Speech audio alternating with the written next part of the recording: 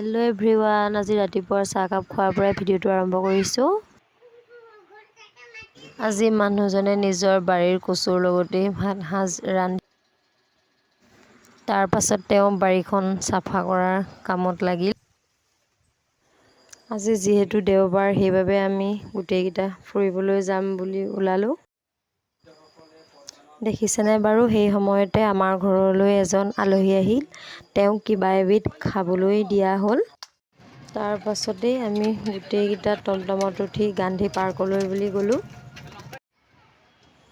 তাত গৈ পালোঁগৈ আৰু ছোৱালীজনীক অলপ খেলাই আনিছোঁ। দেখিছেনে কিমান মানুহ হৈছে তাত।